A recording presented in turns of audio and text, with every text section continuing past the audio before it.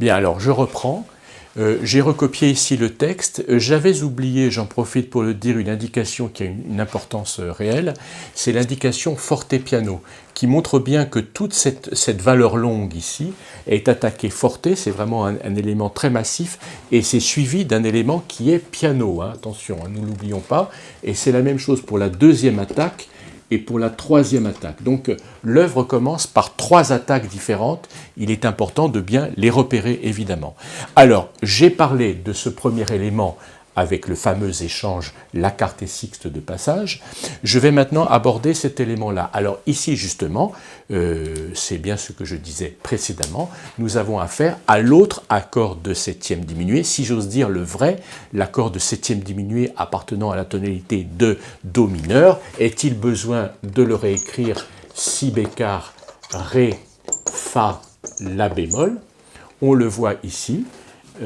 Attaqué à cet endroit-là. Il y a une petite note aussi qui est d'une certaine importance, c'est-à-dire qu'il aurait pu, de la même manière que le début était attaqué massivement en un seul coup, si j'ose dire, ici, il y a cette petite amorce, hein, ce saut d'octave qui va être reproduit ici à la au troisième bloc, si j'ose dire. Alors, revenons à cet élément-là, je ne l'entoure pas, je ne vais pas trop faire de graffiti. Il s'agit bien de l'accord La bémol, Si bécard, Ré, Fa, c'est-à-dire, bien sûr, le dernier renversement de l'accord de septième diminué, c'est-à-dire l'accord plus 2.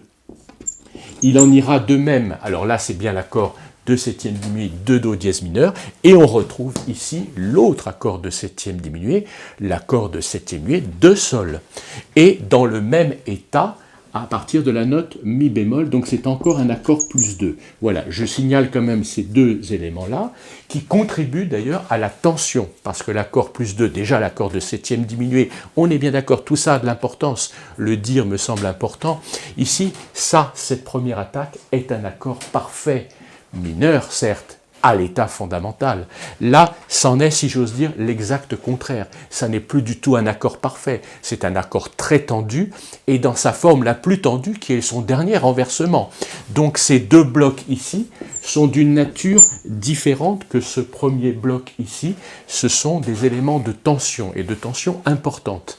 En plus de ça, on est dans l'aigu, il y a donc, enfin dans l'aigu, on est dans le médium, évidemment, ici, on n'est pas dans l'aigu, mais par rapport au caractère grave, n'oublions pas quand même que la note ici, la plus grave est Do, le Do 1 dans le grave du clavier, alors qu'ici, on est quand même une 13e au-dessus, quand même. Bon, donc l'accord est plus suspendu, il est tendu, septième diminué dans son état de dernier renversement.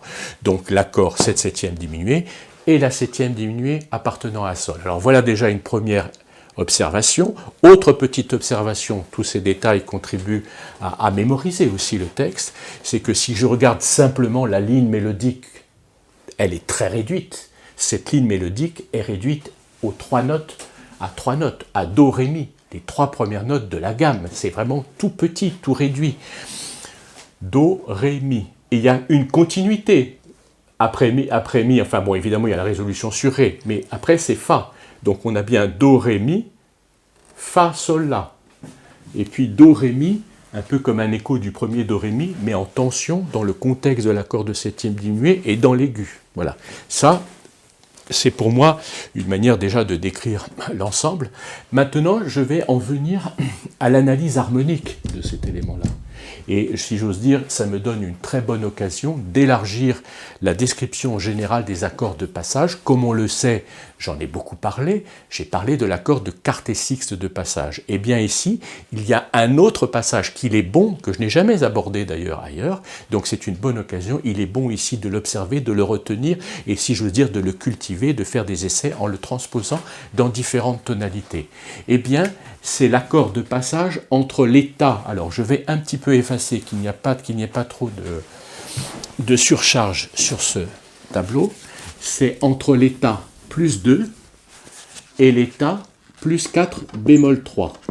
Plus 4 qu'on écrit bémol tout court. Donc on a bien un échange ici, de la même manière qu'on avait un échange ici, je n'y reviens pas. Ici j'ai l'échange entre l'accord Fa, Si, Ré, Fa, pardon, La bémol, Si bécard, Ré, Fa, et un autre état qui est Fa, Si bécard, Ré, La bémol. Donc que voit-on ici? Je vais prendre mon fameux crayon feutre rouge, j'ai bien La bémol à la basse, puis Fa à la basse. Et là, j'ai Fa au soprano, puis La au soprano. Donc j'ai bien une descente de La à Fa et une montée de Fa à La. Et j'ai bien le passage. Donc je le vois particulièrement sur ces trois valeurs ici, trois valeurs de notes. J'ai bien La, Sol, Fa, Fa, Sol, La. Et j'ai les trois éléments du milieu, enfin un seul élément, Si, Ré, qui est immobile, qui est répété. Donc cet accord a une fonction de passage. Et quel est cet accord? C'est un simple accord à l'état fondamental. C'est un accord parfait à l'état fondamental, comme quoi l'accord parfait à l'état fondamental est un passage entre l'état plus 2 et l'état plus 4 bémol 3. Entre l'état plus 2 de la septième diminuée et l'état plus 4 bémol 3. Entre les deux, il y a l'accord de passage qui est l'accord de dominante lui-même à l'état fondamental. Voilà, c'est important de le noter. Et que se passe-t-il ici? Il va se passer exactement la même chose. Ça, c'est la reproduction exacte. Alors, je termine quand même sur cet élément-là. On a ici une triple appoggiature, c'est-à-dire que ici, on arrive, je l'écris ici, sur l'accord de tonique. Donc tout ça, tout cet élément-ci, tout cet élément avant le Mi, j'entends avant le Mi, est un travail, si je veux dire, sur l'accord de septième diminué de Do mineur. Et puis on arrive sur l'accord de tonique. Mais évidemment, la basse aboutit au Mi bémol, tandis que la main droite réattaque les trois notes étrangères à l'accord de Do mineur. Et elle se résolve ensuite. Donc il s'agit bien d'une triple appoggiature qui se résout sur l'accord de tonique. Je signale quand même que c'est une chose relativement peu courante, il faut le dire.